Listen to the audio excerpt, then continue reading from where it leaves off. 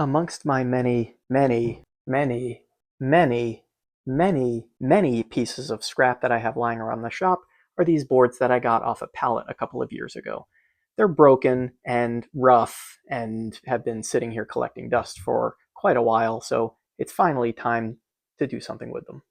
They're each only about 3/8 of an inch thick, and they have nail holes all through them, and they have cracks and stuff, so there's not a whole lot that I can actually do with them. I could do some kind of small project, but I think I'm going to do a segmented bowl. I haven't done one of those in a while, so that's what I'm going to do in this video. Pallet wood can be great. After all, it is plentiful and essentially free, but the problem is that the edges are all rough, so I'm running them through my jointer first just to get one straight edge, and then I'm going to run them through my table saw in uniform widths of about 1.5 inches so that I have lots of strips. You can probably see that some of these strips are pretty badly warped and bent, so segmented bowls are actually great for this because since the little segments are so small, it completely eliminates all of those bends and warps. For this bowl, I'm going to be using this wedgie sled that I built a couple of years ago out of just some scraps. It allows me to cut the segments with precise angles on both sides. If these angles aren't cut exactly right, then there will be gaps in the ring and the bowl will not look great. I'm going to start with the smallest ring first. I first need to just trim one side, and then I will cut a total of 12 segments for each ring. After I'm done cutting, I collect them, put each one in a separate cup. This piece obviously needs to be thrown away, that's a nail hole. I put the pieces in a cup and put them aside for later. The next thing I need to do is widen the next ring. I do this about 4 millimeters increased per ring, and then I cut another 12 segments, throwing out any bad pieces, put them in the cup, and put them aside for later. Then I just repeat this process until I am sufficiently satisfied that the bowl will be about the right size. Unfortunately, these boards were only less than 1/2 inch thick. They're actually about 3/8 of an inch thick, so that just means I'm going to need a whole lot more rings. As I was cutting all these segments, I thought, well, why don't I do a feature ring? I've never actually done a feature ring bowl before. I've just done individual rings. So after I was done cutting all of these rings and gluing them up, which I will start doing in a second, I will make the feature ring. So with the last ring cut, now it's time for sanding. I used to sand each individual piece because they all end up with these little fuzzes, mostly on the smaller end. But now I found that I just put them in a bag and shake them up, and magically all those little fuzzes just disappear. So now I will do that with all of the rings and then get started with gluing them up. This is a very simple glue up jig. It's just a board with a series of tiny holes drilled in it that will allow me to put in small finish nails. I stretch the rubber band around the ring, and then that allows me to put it around the ring without making a big mess and the ring slipping.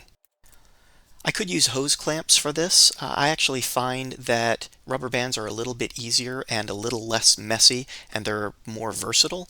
But I will use hose clamps for the feature ring in just a couple of minutes.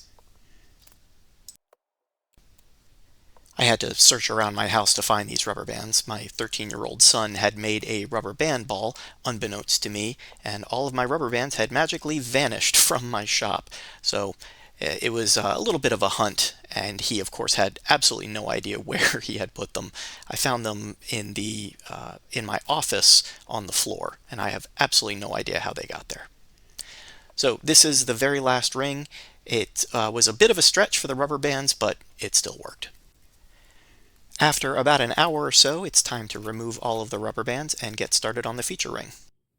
For that, I'm going to use this scrap of sapele, which is about 1 inch thick. I wish I had used a much thicker piece, as you'll see in a little bit, but I'm cutting these segments, and my plan was to make a diamond of a lighter wood, probably maple, in the middle.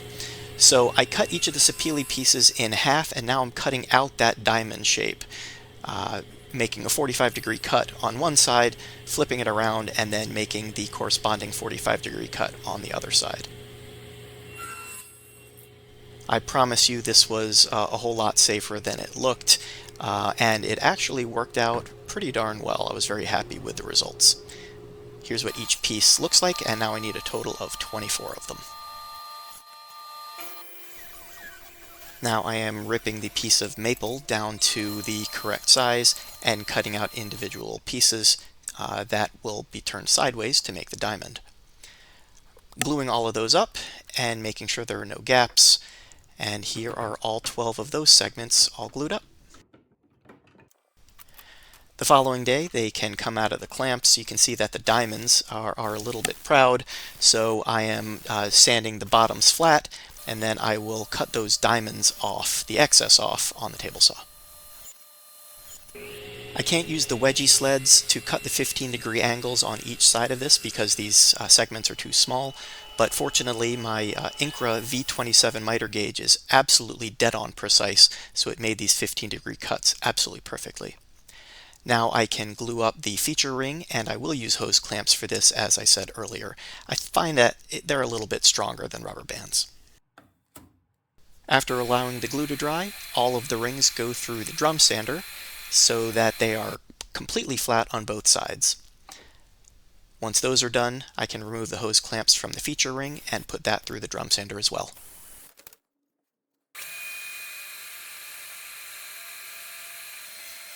Now I can finally stack the pieces up and see what the bowl is going to look like, and here is where I made the mistake. I should have put that feature ring a little bit lower, and that'll make sense hopefully in a little bit. I'm first gluing the smallest ring to my faceplate, which has a glue block attached to it, and I'm using my homemade bowl press for this. The smallest ring has that hole in the middle, so I'm cutting out a corresponding hole that's a little bit bigger out of this scrap of whatever kind of wood this is that will be used to fill that gap. I didn't like the burn mark, so I actually cut out a second one. With the glue dry, I can now mount this on my lathe and get started cutting out that middle section so that little disc can fit in there. That's about how big it needs to be, so I will use my parting tool to cut that part out. This has to be a really precise fit so that there are no gaps, so I'm just touching it with my square carbide tool, and once it is a perfect fit, I will use some wood glue and glue it in. After waiting just a few minutes, the glue is dry enough that I can finish the bottom of the bowl, turn off just that little bit of excess, and then do some nice sanding. It's going to be much more difficult to access the bottom of the bowl once it's all glued up, so now is the right time to do that. And now I am gluing up the rest of the bowl, and here you can actually kind of see that the feature ring was either not wide enough, or I should have put it at least one layer lower than I did. Probably the next time I do a feature ring, I will just make it a little bit thicker. It goes in the glue press for about an hour, then it can come out and I can glue on the glue block. I just center it as best that I can. It goes back into the bowl press, and then that is left to dry overnight. Okay, finally, after about a 3 or 4 day process, the bowl is finally ready to turn. I just have to mount it back on the faceplate, put it on the lathe, and get started. I will start by shaping the outside using my 1/2-inch bowl gouge. I planned for it to have a straight profile along the rim and then have a nice graceful taper towards the bottom where I wanted it to have a foot. That worked out very nicely. It was the inside that turned out to be the problem. The nice thing about segmented bowls as opposed to turning logs is with logs you are dealing with constantly changing grain. There's end grain and there's side grain, but with segmented bowls, the way that the segments are all glued together, you are just turning side grain. There is no end grain to deal with, so there's a whole lot less tear out. So I'm just working my way down to the base of the bowl, making that nice foot shape and making sure that I clear away all of the glue lines. And everything so far is looking great. Now, when I started looking at the inside, I'm just going to freeze it here. You can see just along this edge just how big that gap is between the narrow ring there and the feature ring. That is exactly where I ran into the problem. That will become more evident to me, at least, in the next couple of minutes. In the meantime, I get started thinning it out. I wanted this to be a pretty thin-walled bowl, and right around here is when I started realizing I was going to have a problem. I was removing that much larger second narrow ring, if that makes any sense at all, and it was becoming very evident that this was probably not going to work at all. But I pressed on, thinning the walls as best I could, and as I was doing this, I started thinking, alright, I am probably going to have to just remove the feature ring, and that'll leave me with a much smaller bowl that does not look nearly as good. I am stopping every so often to check the thickness, and the more I check the thickness of the bottom part of that feature ring, the more I'm thinking it's going to end up flying off of the lathe and damaging something or injuring me.